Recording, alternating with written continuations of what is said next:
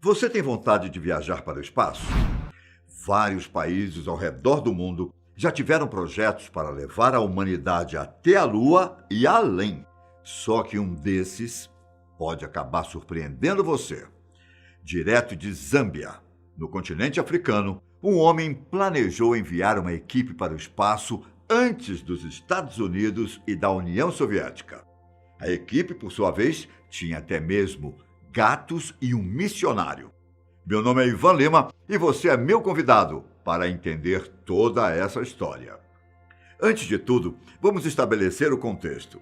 O mundo passava pelo período conhecido como Guerra Fria, com os Estados Unidos e a União Soviética em conflito para determinar qual potência teria a supremacia econômica, política e militar ao redor do mundo. Foi durante esses anos de tensão que teve início a chamada Corrida Espacial, com esses mesmos países disputando a soberania da tecnologia e exploração espacial. Os dois países tiveram êxito em algumas empreitadas, é verdade, como a primeira viagem tripulada até a Lua, mas nada como os filmes de ficção científica, com colônias em outros planetas. Embora a história foque nos trabalhos dos americanos e dos soviéticos, eles não foram os únicos a ter planos para isso. Uma das nações que tiveram o próprio projeto foi a Zâmbia, localizada na região centro-sul do continente africano. Após lutarem pela própria autonomia, o país se tornou independente no dia 24 de outubro de 1964. Ainda que Zâmbia tenha como principal fonte de economia a extração e exportação de cobre, o país é um dos mais pobres do mundo e boa parte das pessoas vivem em condições abaixo da linha da pobreza. E entre os nomes que se destacaram nessa época, um deles foi o de Eduard Macuca Nicoloso, um ex-militar que participou da Segunda Guerra Mundial e também lutou pela independência de Zâmbia. Em determinado momento, ele começaria a trabalhar como professor de ciências, dando aulas para crianças.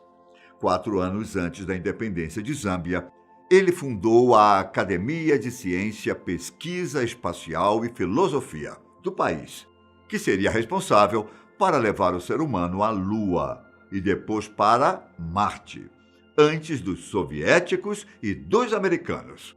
Um plano ambicioso, mas complicado, ainda mais por causa de toda a situação socioeconômica da nação africana. A 11 quilômetros da cidade de Lusaka, Eduard construiu o próprio centro de treinamento para os astronautas do país, ou, como ficaram conhecidos, para os afronautas. Os planos para Marte eram bastante ambiciosos, diga-se de passagem. Eduardo queria estabelecer uma espécie de ministério cristão para os chamados primitivos do planeta vermelho. Para isso, ele enviaria uma nave espacial com uma menina de 16 anos, especialmente treinada, 2 gatos, também treinados, diga-se de passagem, e um missionário. Eduardo até avisou ao missionário que ele não deveria forçar o cristianismo para o povo de Marte, caso eles não quisessem conhecer a religião.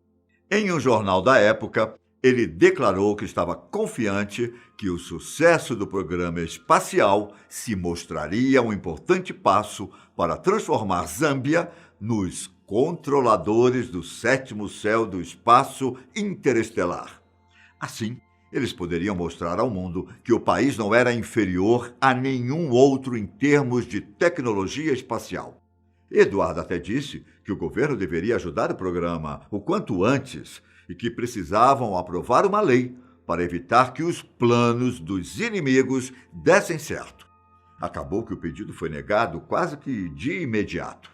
Não demorou muito para que o então diretor da Academia de Ciências apelasse para a Unesco como forma de arrecadar fundos para o projeto. Através de uma carta, Eduardo pediu 7 milhões em libras zambianas. Um pedido que chegou a ser publicado no maior jornal do país e divulgou para o mundo o Programa Espacial de Zâmbia.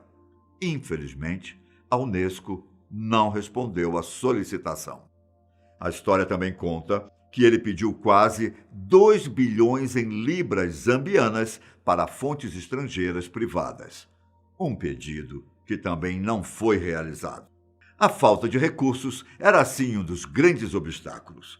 Só que Edward também enfrentava problemas com seus próprios afronautas, que, digamos, não estavam 100% focados. Todos que ele conseguiu reunir foram voluntários.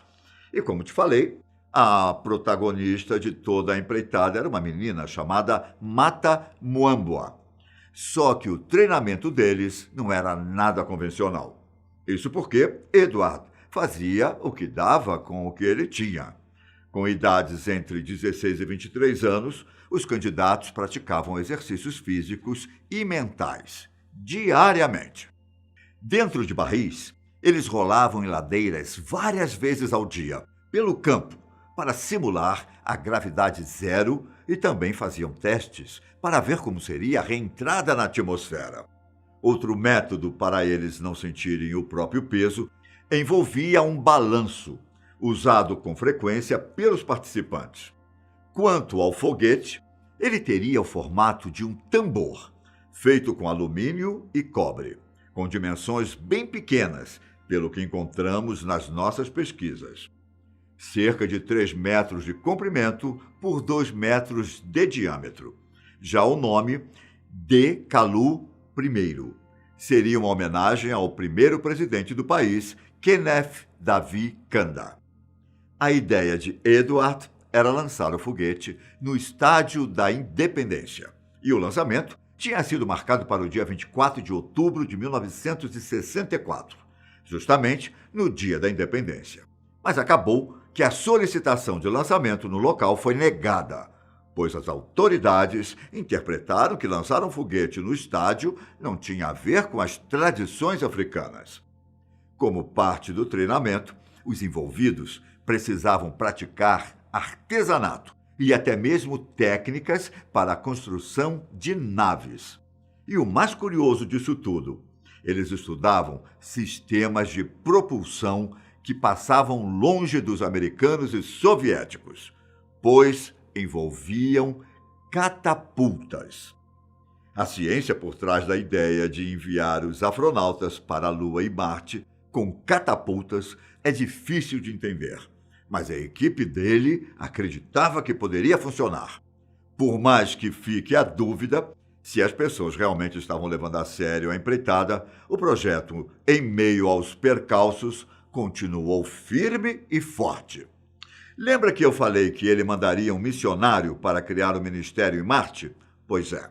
Edward observou o planeta vermelho por um telescópio algumas vezes e chegou à conclusão de que existiam seres inteligentes por lá, mesmo que ainda não fossem muito evoluídos.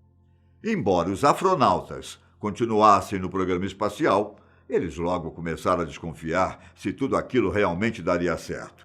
E não apenas isso, Edward também tinha a preocupação de que todo o projeto estava sendo espionado, tanto pelos americanos quanto pelos soviéticos. Para ele, essas forças do exterior sabotaram o projeto e estariam buscando formas de levar as técnicas e a tecnologia espacial que ele havia desenvolvido para seus respectivos países. Ele acreditava que um dos alvos dos espiões eram os gatos. Para tentar combater essa suposta investida do exterior, Eduardo contactou novamente o governo da Zâmbia com um pedido de proteção para que as autoridades dessem um jeito de expulsar os intrusos.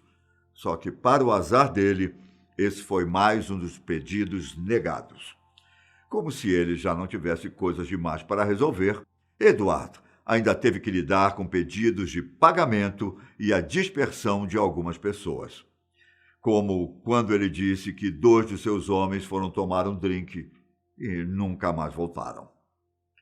Outro problema que também afetava o programa espacial era a relação entre os participantes, que estavam se envolvendo, digamos assim, fisicamente entre as aulas.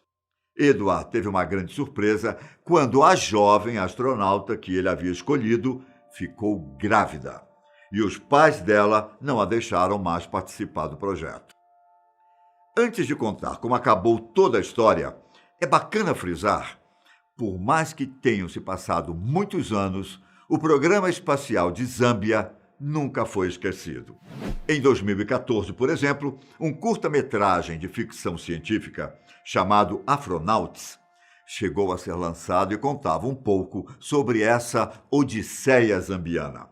Além disso, um ano antes, a fotógrafa Cristina de Middle organizou uma exposição fotográfica que documentava os processos do programa espacial. Infelizmente, as esperanças de Edward de que alguém de Zâmbia fosse a primeira pessoa no mundo a pisar em um corpo celeste foram frustradas, quando os Estados Unidos conseguiram aterrissar na Lua em 1969. Na época, a equipe dele acabou indo embora da Academia Espacial e seus sonhos de conquistar o espaço não foram realizados. O programa espacial foi encerrado e acabaram destruindo o centro de treinamento. Edward não se abateu pelo fracasso do projeto e decidiu tentar outras coisas na vida, chegando a se formar em Direito pela Universidade de Zâmbia. Ainda que a ideia fosse vista como um fiasco, é preciso dizer como ele foi visionário. Uma pessoa que tinha a vontade e a força para mostrar ao mundo que Zâmbia não era inferior aos outros países. Edward morreu de causas naturais no ano de 1989 e teve um funeral com honras presidenciais, sendo lembrado até hoje pela sua confiança no próprio povo. Um forte abraço e até mais. Tchau!